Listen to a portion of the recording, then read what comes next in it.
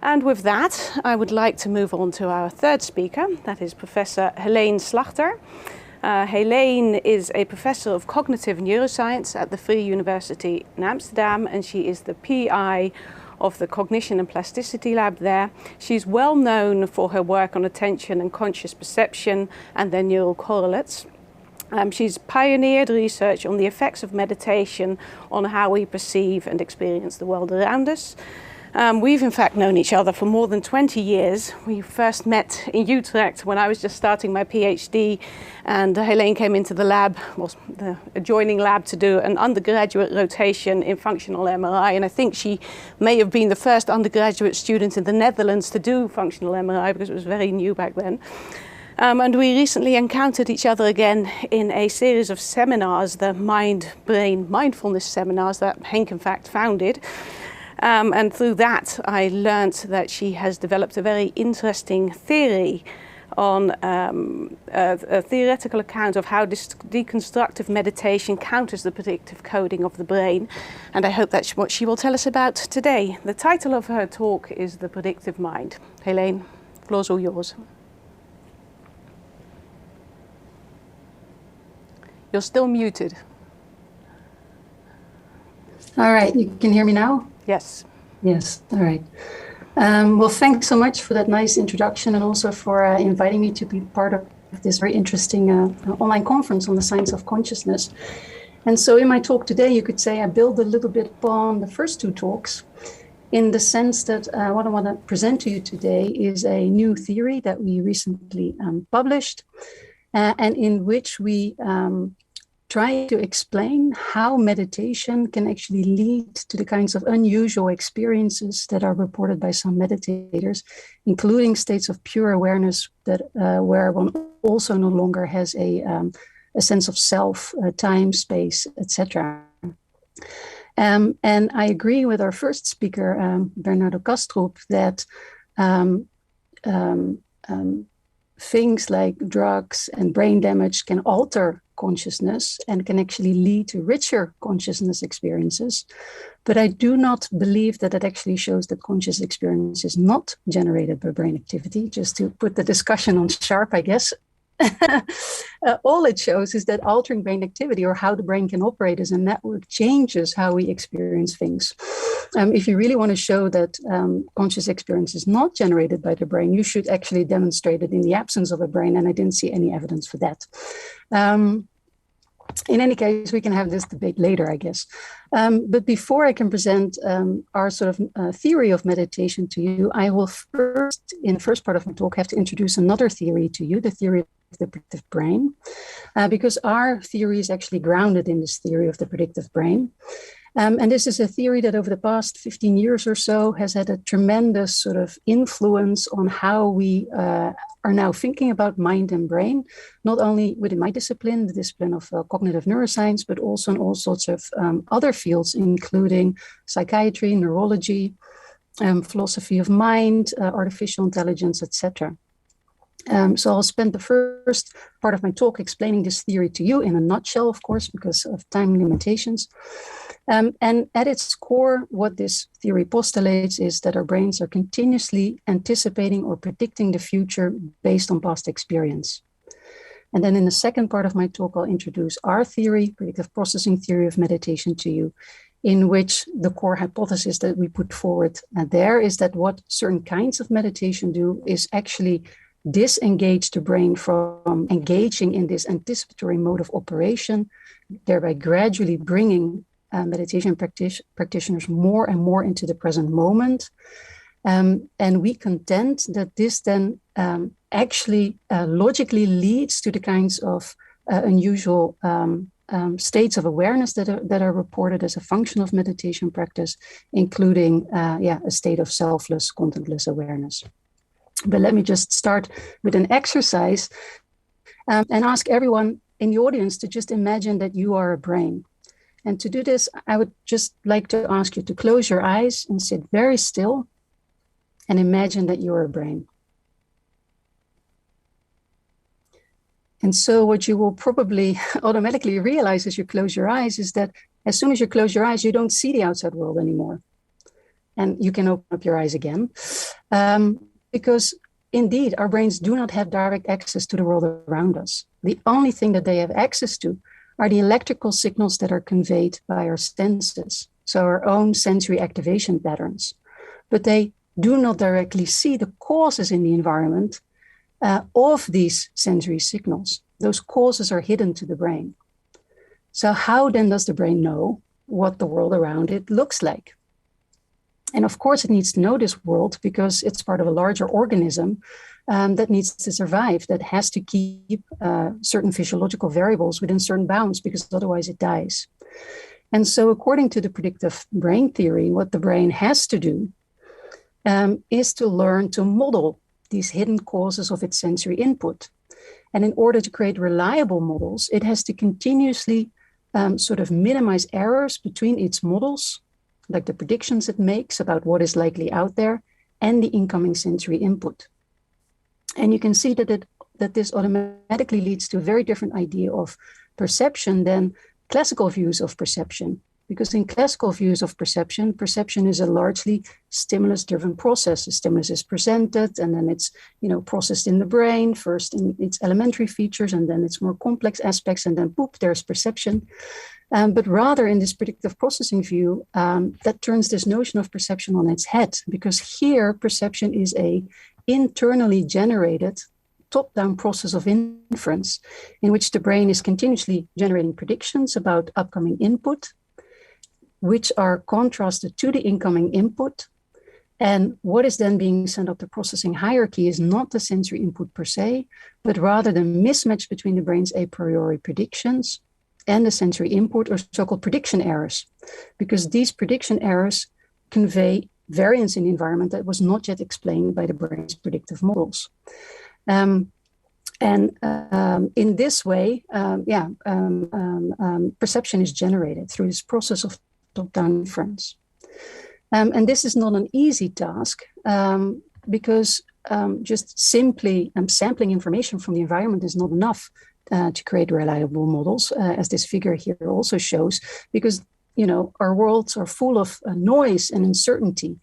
Similar objects very different objects can lead to the exact same activation of our retinas and thereby of visual cortex at the level of the brain. So in this predictive brain theory, what is really important is action, because it's only through action that the brain can verify its models, because it can predict if I move my eyes this way, then the sensory input should change in this particular way if my model of the world is correct. And so through action and testing sort of the sensory predictions that are generated as such, it is that the brain can actually learn to perceive the world around us. And so we get to a framework in which perception is relational, and it's also constituted by sensory motor knowledge, because it comes about through interaction with the environment. And the other thing that's important to point out is that because the brain is continuously building these predictive models and revising them on the basis of experience, past learning is a pervasive feature of current perception. And there are many examples I could give that demonstrate that prior experience greatly determines how we see the world around us. And this is just one of them. So I hope this also comes across well on the live stream. But what you see here is a Hello face mask that rotates around its axis. And what you will probably notice is that as soon as this face turns away from you, and you should start to see the inside of the Hello mask, suddenly the face just flips outwards again and looks straight back at you. So you never get to see the inside of the face. Why is that? Well, one reason for that is that we don't really have strong models of faces from the inside, because in the natural world, we never encounter faces from the inside, right? Because faces are attached to heads. So we don't have a strong model of this. And then another thing that's the case is that we also have learned to expect light comes from above. And because of changes in sort of the shadow pattern, that also makes this face flip outward again. The other thing to emphasize here is that the insight comes first, because our brains actively create their own reality continuously from the inside out. because it predicts the outside world and it tests its predictions on the basis of the incoming input. And so influences of the outside are obviously critical in shaping model formation, because what the brain needs to do is, of course, align the organism, to its eco niche. But the internal comes first. And just to illustrate that, I'd like to give the example of tickling. Probably you've all wondered before, why cannot I tickle myself, but somebody else can? Well, this is because when you tickle yourself, you have also already predicted in advance the upcoming tickle sensations. And therefore, they don't generate a prediction error and they're not experienced as ticklish. What is very interesting is that many patients with schizophrenia can tickle themselves. And this seems to suggest that there may be problems in predicting the outcomes of self-generated actions.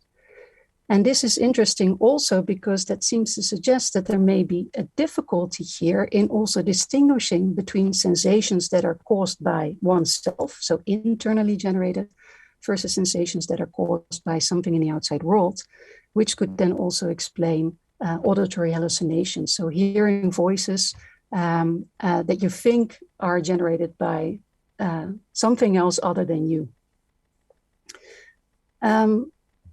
The one thing to emphasize, though, is that in this framework, perception is not an illusion, but a controlled hallucination, as Anil Seth has called it in the past, because it's reined in by the possibilities of the outside world. Because in the end, perception is about fitness.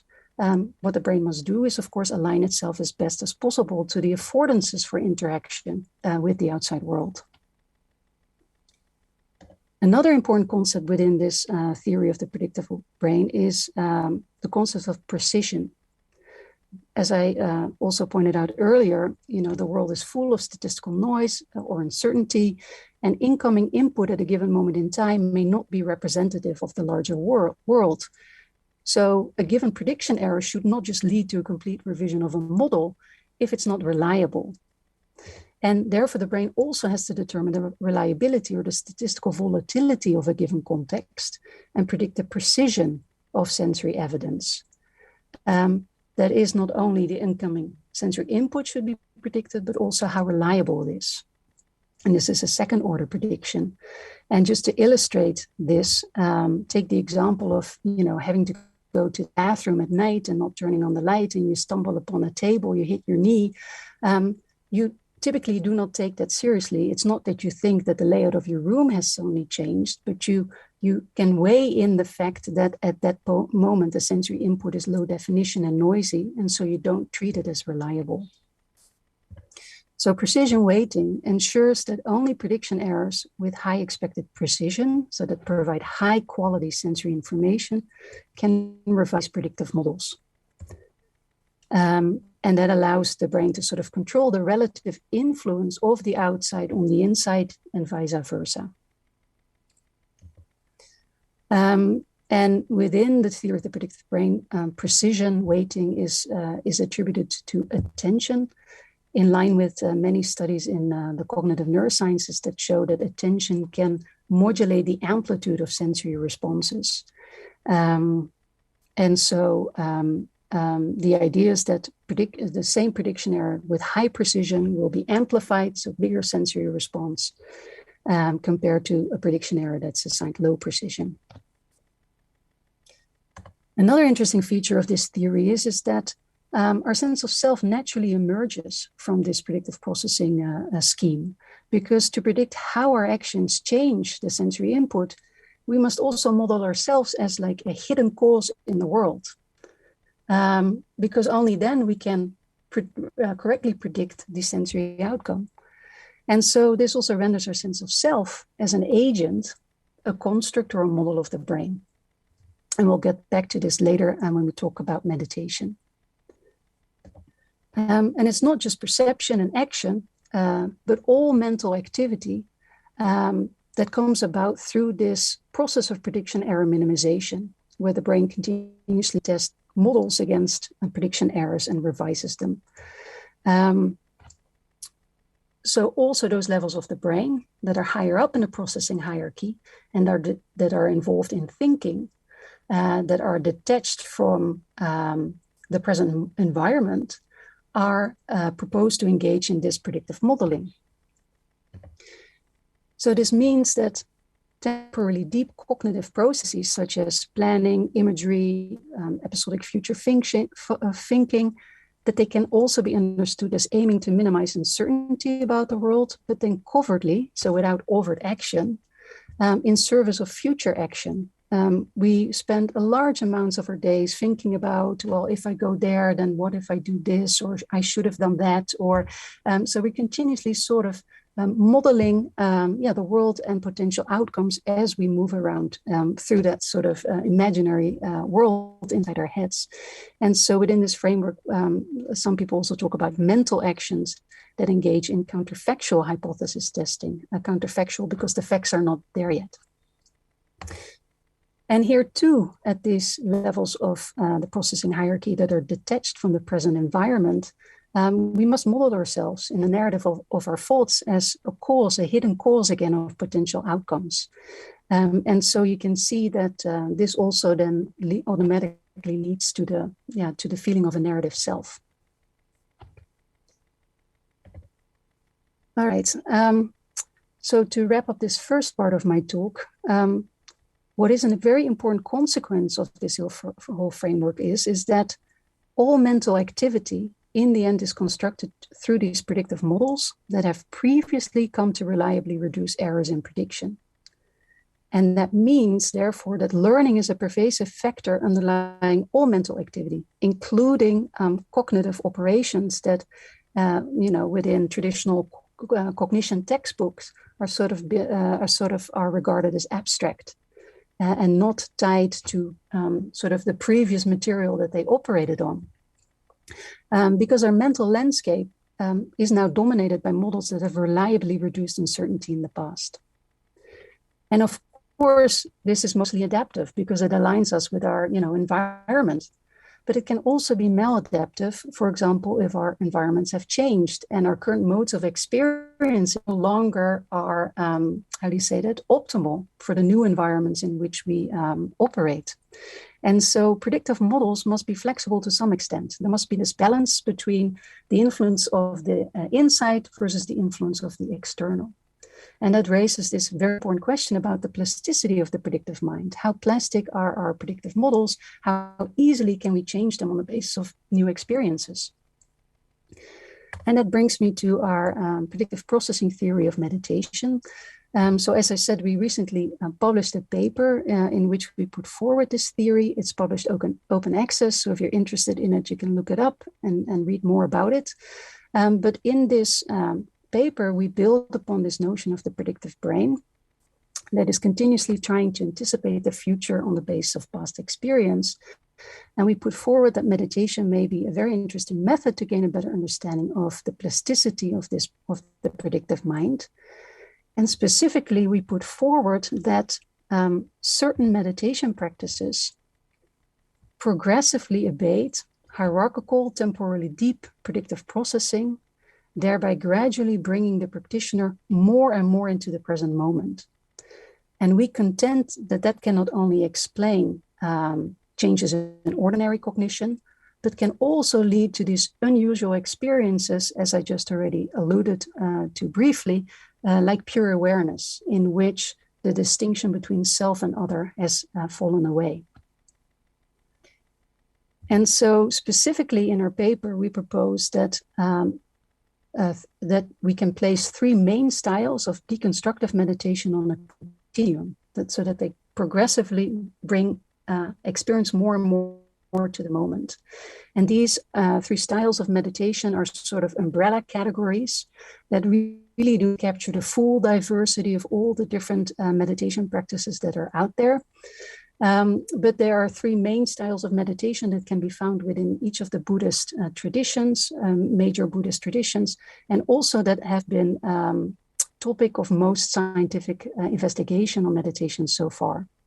And they are focused attention meditation, open monitoring meditation, and non-dual awareness meditation.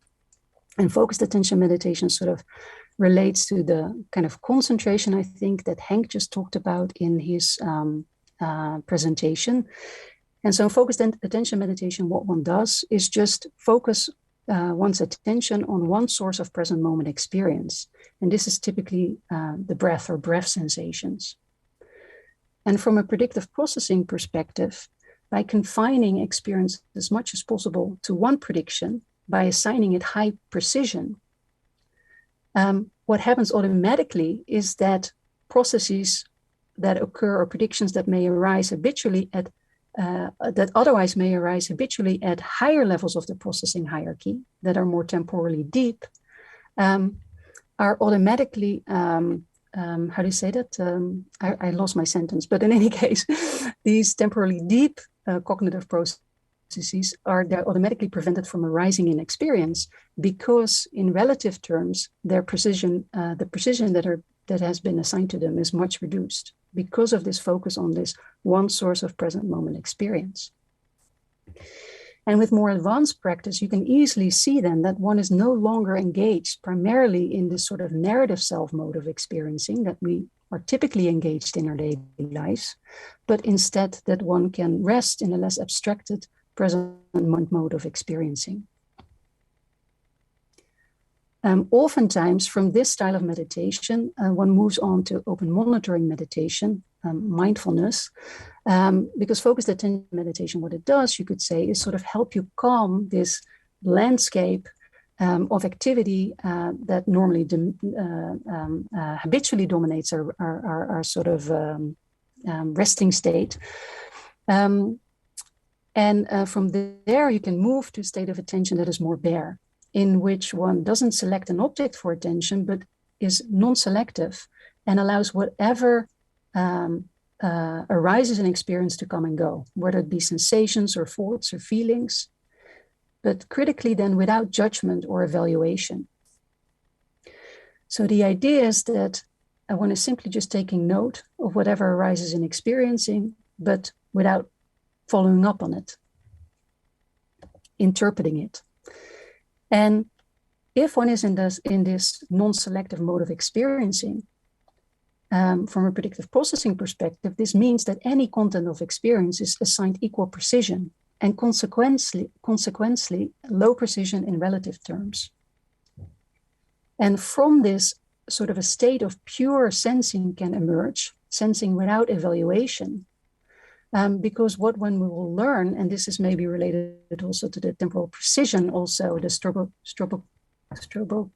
I don't even know how to say the stroboscopic effect of consciousness. You can start to see that there are already sensory signals that precede our interpretation or conceptualization of them. And I think for people who are meditating, the experience of pain could be a good example, because oftentimes when people meditate for many hours, they start experiencing pain in their knees and in their back. But pain is also just a construct of the brain. And you'll start to see that these signals, these sensory signals, precede the experience of pain. And then one can also drop this evaluation of these signals as painful and get rid of the pain experience. And so the idea is that in this state of open monitoring meditation, eventually there's this non-judgmental, non-selective experiencing, and that must be a mode of experiencing lower, less temporally deep in the hierarchy that's related to pure sensing. And so the third style of non-dual awareness meditation goes even further. Here one aims to discover an awareness that is unchanging, regardless of what happens in experience. And metaphorically, this has been called the ground of all experiencing. And so it's clear that both within focused attention and in open monitoring meditation, there is still a duality built into the experience because there's somebody doing the sensing. But from the perspective of the non-dual discovery, the duality of this, or this distinction between observer and object of observation, is itself a conceptual model that we've also constructed from past experience.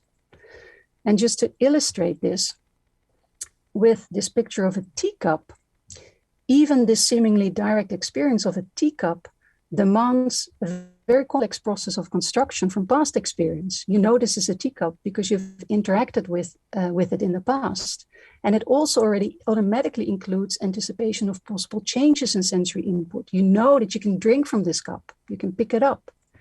And these anticipatory states also then automatically or intrinsically tie the sense of self into direct experience of this object of a teacup. And so as a final release in non-dual meditation, this idea that there is a distinction between self and object of experience also needs to fall away. And there are different ways to accomplish this, but one of them is, for example, by realizing that subject and object always co-arise together in experience, which makes sense from this predictive processing perspective.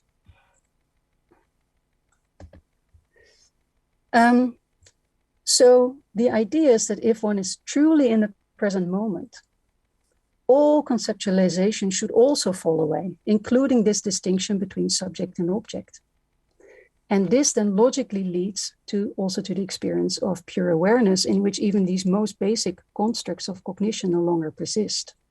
There should be no sense of self, because if there are no expectation anymore of future states, if those are released, this should also automatically lead to, you could say, non-activation of the most basic self model, and also duality itself thereby. And there should also be no sense of time, because if the current moment is no longer situated with respect to the previous or upcoming moments in time, the experience of timelessness, of course, is also a logical consequence. All right, just to summarize this, I mean, it's quite a bit in 25 minutes, I guess. So what we propose is that meditation gradually reduces temporally deep hierarchical predictive processing. And this does not only explain changes in regular cognition, for example, the change in, to a form of bare attention, but also can explain reported changes in the sense of self, including the experience of contactless, selfless awareness. Our account may also explain positive effects of meditation outside of the meditative context, because the idea is that also these conditioned ways of these, habitual models that normally dominate our mental landscape, that they're weakened as a function of meditation, which could give one more cognitive flexibility outside of the meditative context. At the same time, it may also explain some negative side effects of meditation that are also receiving more and more attention, not only in the scientific literature, but also in the media, such as enduring distortions in the sense of self or depersonalization. I guess I'll skip over this with the eye on time. And I just wanted to point out that, what is this minimal phenomenal experience that still remains in the non-dual state? This is an important question that a group of scientists and scholars tries to address, of which I'm part. It's called the Minimal Phenomenal Experience Project, where we come together to sort of study the phenomenology, but also the neural correlates of these specific subjective experiences that can occur during meditation, including episodes of pure consciousness. And with that, I want to thank, first of all the people that contributed to the ideas presented here today, and in particular, my postdoc Ruben Laukonen, who was critical in helping to formulate these ideas, and of course you for your learned attention. Thank you very much. Thank you, Heleen. That was absolutely fascinating. Okay, well, I'd like to open this up for questions, both from your fellow speakers as from the audience, and we have one coming in already. Yes, I'm going to take the one from the audience first. Karim asks, Heleen, about the first part of your presentation, how do people who are blind from birth fit in your ideas and model? Can you say something? How are people blind from birth? Well, people blind from birth, they don't have vision. But exactly. You mean, how do they model the world without vision? I guess that's the question. Yeah. Well, in a different way, I guess, than people who see the world. But of course, there are many ways in which you can still interact with the world around you, right? In other ways. Absolutely, yeah. Yeah. But yeah, I mean, that's of course a study of active scientific topic. How our perception of the world is different in blind people versus people who see. It's not my particular area of expertise, but it's not that they cannot construct models of the world, because there are many ways in which blind people still interact with the world around us. Yes, through other sensory information and things, they can still construct models. Bernardo, you had a question? You're on mute, Bernardo. Yeah. Sorry. Heleen, I look forward to tackling your metaphysical challenge to me in the panel. Very much looking forward to that. Me too. In the meantime, I think it's only fair that I also pose a metaphysical challenge to you based on the science you chose to use. You alluded to the work of Carl Friston. You mentioned a couple of papers by him, 2009, 2010. He went further after that. In 2013, he published a paper on the Journal of the Royal Society called Life as We Know It. Then in 2014, in the Proceedings of the IEEE, he published a paper called Cognitive Dynamics from Attractors to Active Inference. And you focused on the aspect of his work that has to do with our cognitive states being inferential or predictive, I think is the word you used. But in his further work in 2013 and 14 and since then, he also focuses on the notion that our internal cognitive states are necessarily encoded. They are not only inferential, they are encoded, because if they would not be encoded, there would be no upper limit to the dispersion of our inner cognitive states. So we would lose our structural integrity. We would turn into hot soup, basically, that's what he's saying. So the world we see, if you follow the science you are using, the world we see is not the world as it is in itself. And of course, the brain and matter are parts of the world we see. So the conclusion is necessarily that the material brain is not necessarily a part of the world as it is in itself. In other words, based on Friston's work, the brain is a model that the mind constructs of another instance of itself out there.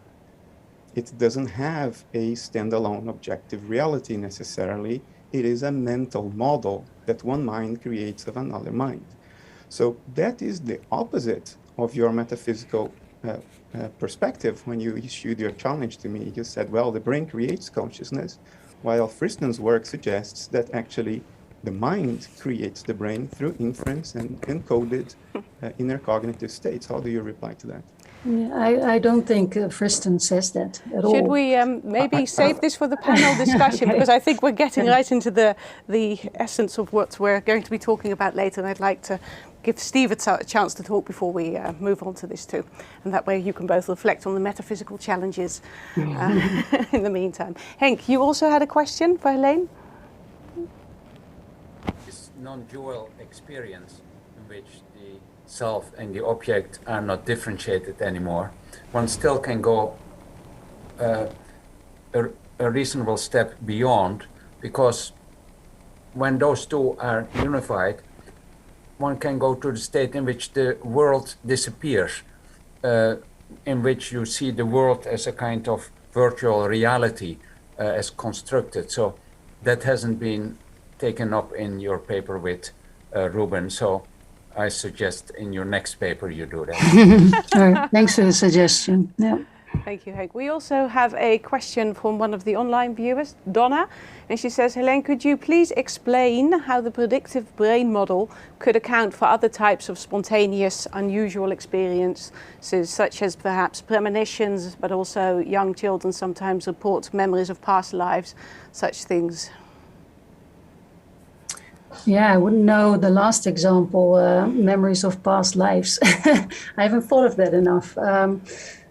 But those are very interesting questions. I mean, you can just see if you look at the amount of papers that apply predictive processing to explain some aspect of experience or certain psychiatric conditions. I mean, the literature is sort of exploding with that.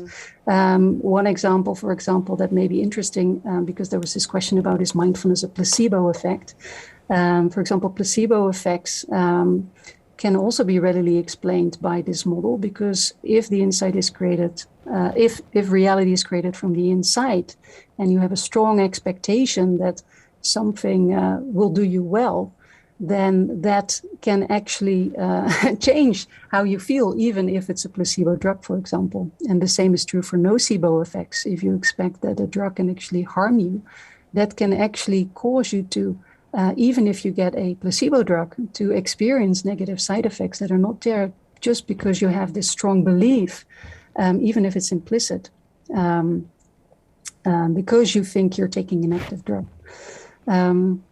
So I don't think that really answers your question, but well, it speaks to yeah. it. So thank you. There's lots to say about it. Yes. Yeah. All right. Okay. Well, thank you very much again.